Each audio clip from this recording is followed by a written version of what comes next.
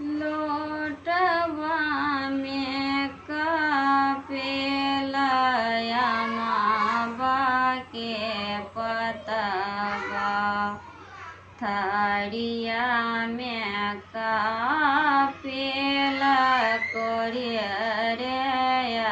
छतवा, थारिया में कपेला कोरियरे छतवा, मरबा में कपेला बेटी के बाबा, मरबा में कपेला बेटी के बाबा, कैसे के करबा धिया के तनमा, कैसे के करबा धिया के दनमा, दादियरो बेले छतिया फाड़ी, दादियरो बेले छतिया फाड़ी, कैसे के करबा धिया के दनमा,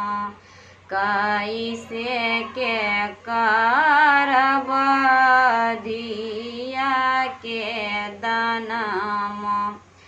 दुआरा पर रोबेला बेटी के बाबू, दुआरा पर रोबेला बेटी के बाबू, घरबा में रोबेला बेटी के माई, माइया रोबेले छतिया फाड़ी, माइया रोबेले छतिया फाड़ी, दुआरा पर रोबेला बेटी के भैया, दुआरा पर रोबेला बेटी के भैया, भैया रोबेले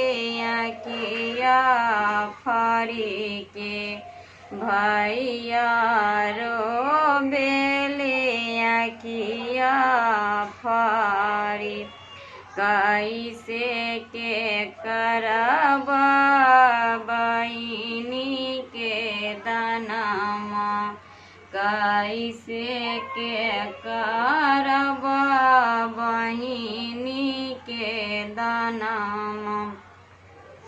बहिनी रोबेले छतिया फाड़ी, बहिनी रोबेले छतिया फाड़ी,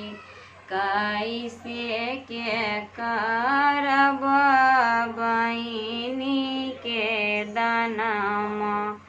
कैसे के करबा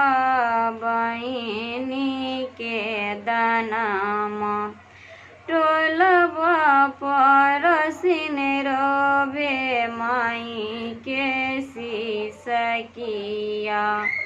टोलबा पड़ोसिन रोबे माई के सिसकिया,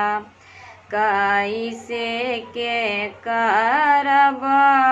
बेटी के दनमा, कैसे के करबा